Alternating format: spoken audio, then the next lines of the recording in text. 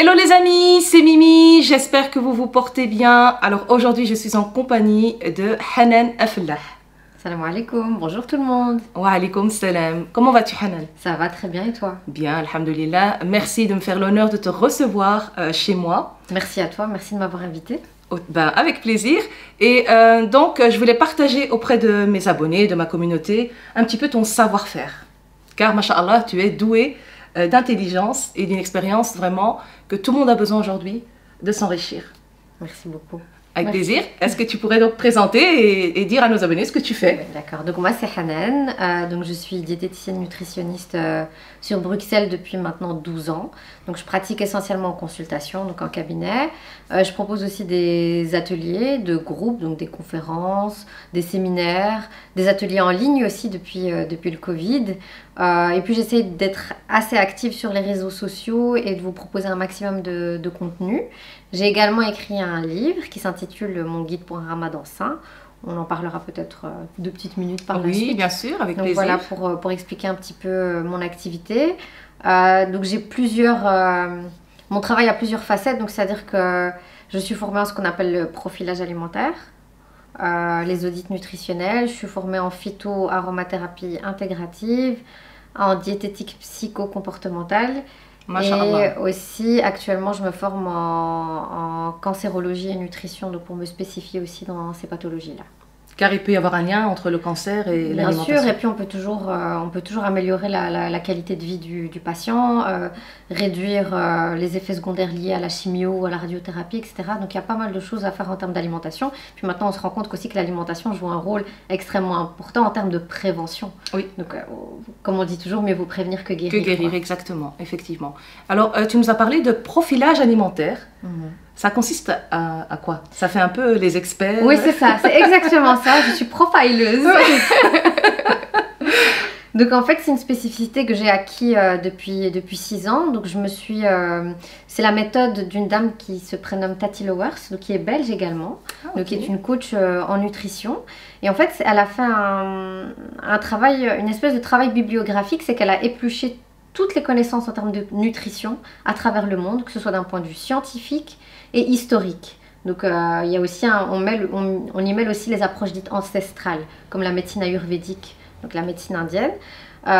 Donc elle a épluché tout ça, et à partir d'une série de tests donc, qui concernent ta personne, donc que ce soit des tests relatifs à ta personnalité, donc ce que tu es réellement, à des tests dits métaboliques, de symptômes, donc de l'état dans lequel ton corps est actuellement. Donc on allie les deux.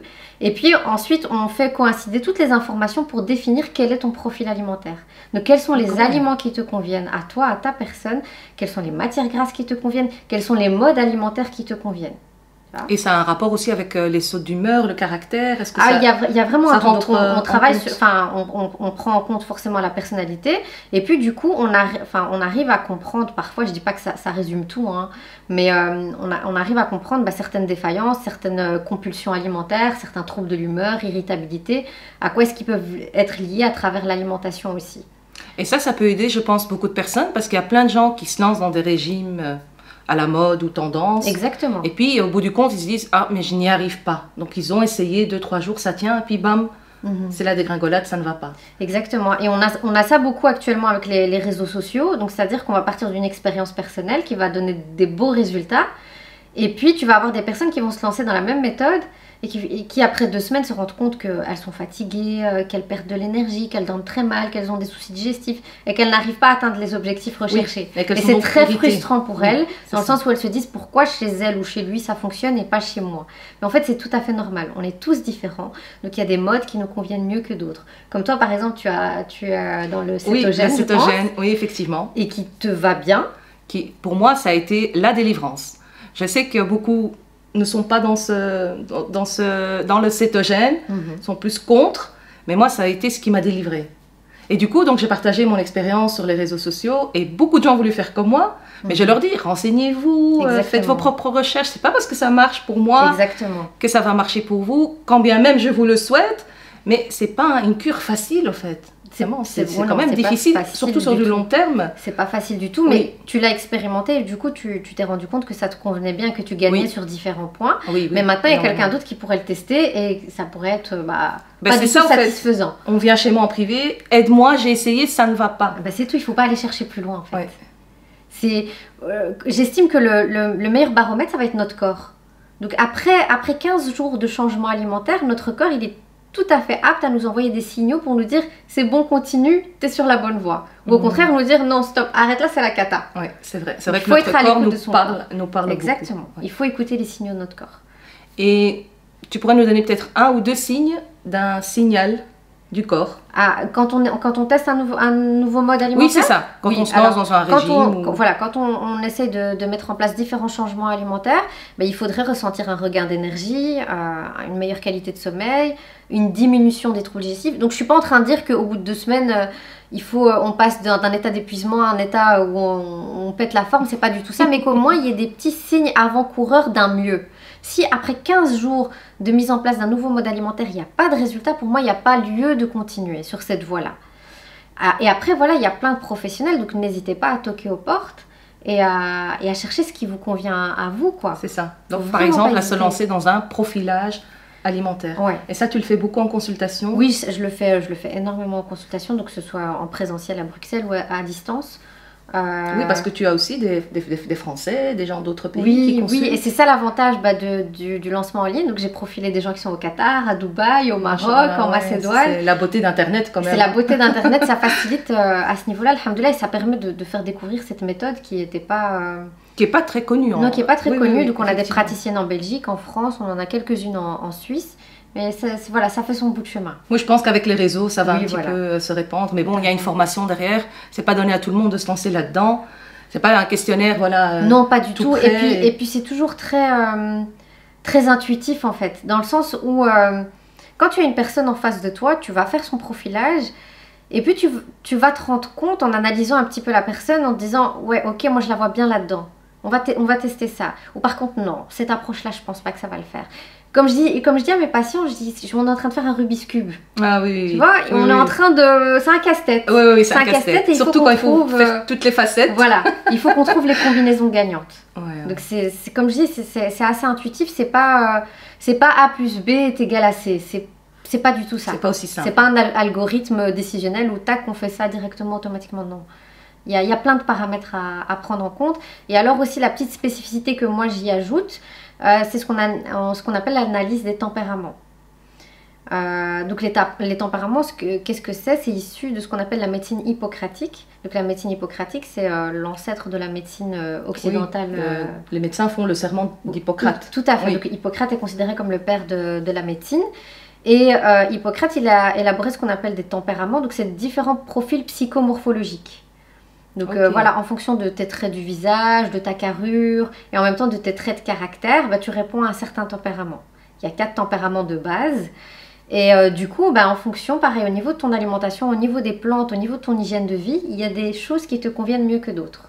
Pourquoi est-ce que je tiens à cette méthode? C'est parce que le prophète, sallallahu alayhi wa sallam, l'a utilisée. D'accord, donc c'est vraiment ancestral. Voilà, tout à fait. Donc la théorie des humeurs qui a été élaborée par Hippocrate a été reprise par les médecins arabo-musulmans.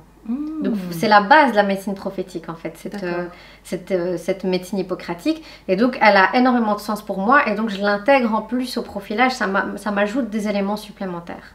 Et je trouve que voilà... c'est un plus. Voilà, c'est un plus. Et puis quand on voit aussi un petit peu la médecine prophétique actuellement, c'est très, ça c'est sunna, ça c'est cité dans le Coran. Oui. Et de nouveau, pareil, on tout se dit... revient, même la hijama. Voilà, et on se dit, si c'est sunna, c'est que c'est forcément bon pour moi. Et bien, de nouveau, je prends souvent ce hadith dans mes conférences comme exemple. On a un hadith où Ali, radiallahu anhu, était convalescent d'une maladie, je ne sais pas, voilà, qui n'est pas explicitée dans le hadith. Et où très naturellement, il s'est penché sur des dates.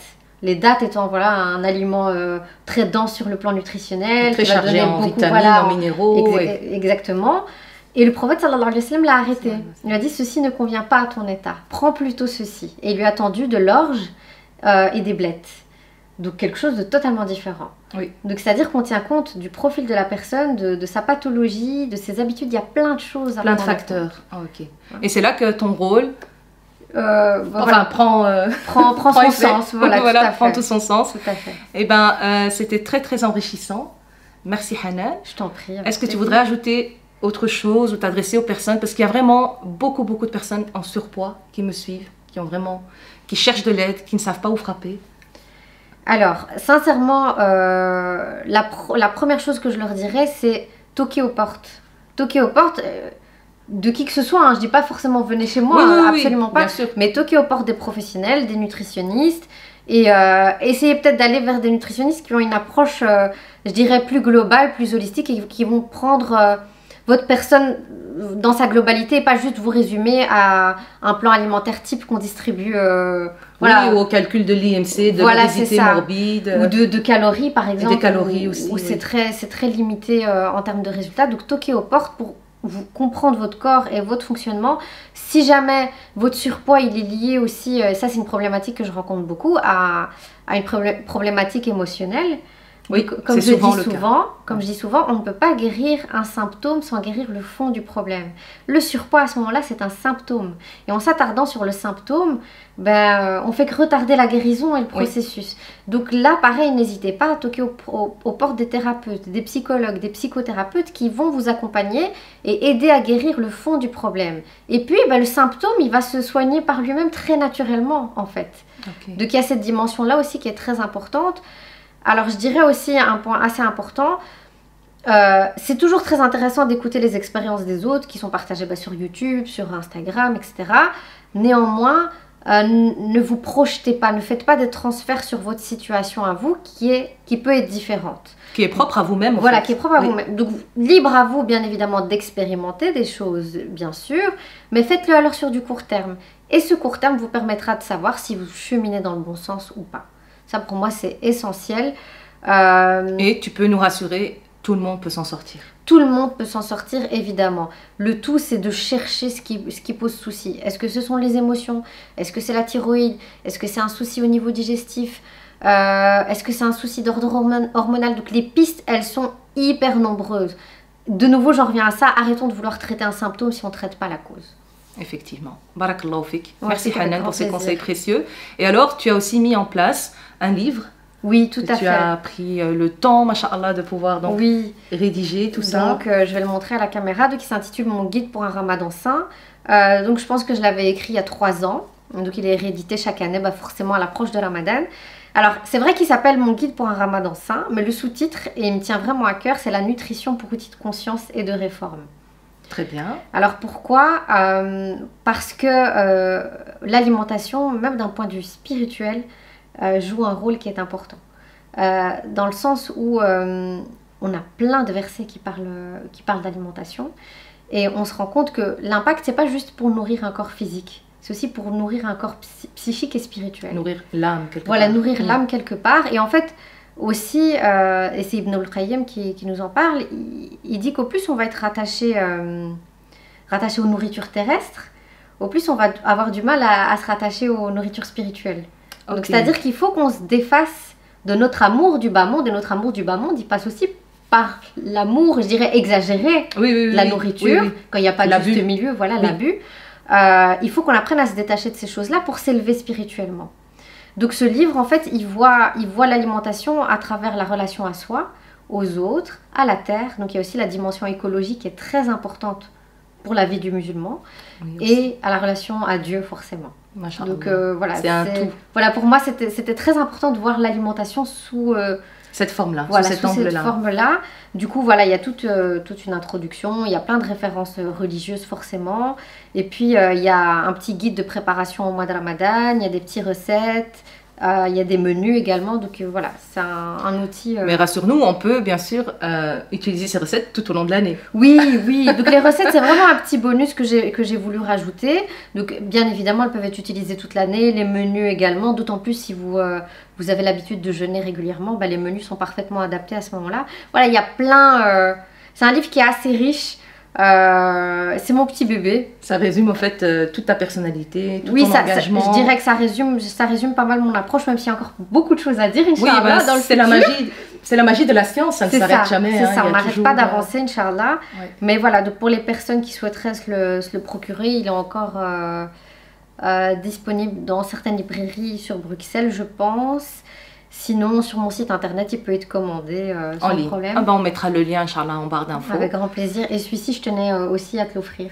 Non. Non, avec grand plaisir.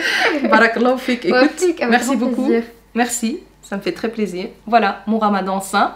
Comme je jeûne presque toute l'année, voilà, il me convient. Je suis en mode ramadan presque toute l'année. Voilà, pour moi, le jeûne, ça a été vraiment quelque chose qui m'a délivrée. Ah bah, ouais, ça régule tellement de choses. Oui, et puis à l'époque du prophète sallallahu alayhi wa sallam, qui jeûnait lui-même 2 fois par semaine, comme quoi voilà, jeûner est un bienfait. Exactement. Encore une fois, si on est nous-mêmes en accord avec ça, qu'on se sente bien quand on le fait. Tout à fait. Ça ne doit pas être une charge en fait. Pareil, tu as aussi des profils de personnes pour qui le jeûne est compliqué et c'est plutôt même, allez, je dirais une souffrance. Donc là aussi, il faut apprendre à s'écouter et se dire, ben, mon organisme n'a pas les ressources nécessaires que pour pouvoir jeûner correctement. Donc d'abord, on ressource son organisme et puis après, on peut s'atteler à jeûner régulièrement à ce moment-là. Oui, je suis d'accord, Inch'Allah. En tout cas, un grand merci. Je t'en prie. Et sinon, tu es disponible sur les réseaux sociaux? Oui, tout à fait. Donc, mon nom, tout simplement en tapant mon nom, donc Hanan Aflah, il y a mon Instagram, il y a mon site internet du même nom, donc hananaflah.be. Il y a ma page Facebook, Hanan Aflah Nutrition Santé, donc voilà. Donc vous pouvez me retrouver un peu partout. Et donc tu es joignable là, et pour prendre rendez-vous, c'est il y a un outil de prise de rendez-vous en ligne, donc ça peut se faire automatiquement. Via ton site principal. Oui, tout à fait. Ouais. Ok. Et bien, un grand merci. N'hésitez pas à la suivre sur ses réseaux sociaux, donc Instagram, Facebook et son site internet. Et Hanan est très présente aussi. Tu fais des lives, questions-réponses, et tu essayes d'apporter un maximum d'informations. Et bien sûr, on ne peut pas toujours tout donner comme ça. Non, bien sûr.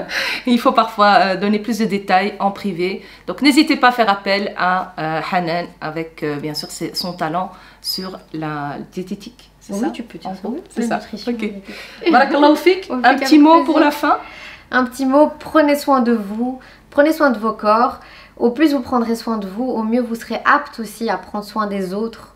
Donc c'est aussi important de se recentrer sur soi et de prendre soin de sa santé. Et comme je disais, votre alimentation c'est votre première médecine, donc ne la négligez pas. Barakallahu fik. C'est sur ces belles paroles qu'on termine cette vidéo. Un grand merci à vous aussi les amis. Et prenez soin de vous, que la paix soit sur vous. À très vite pour de prochaines vidéos. Salam alaikum.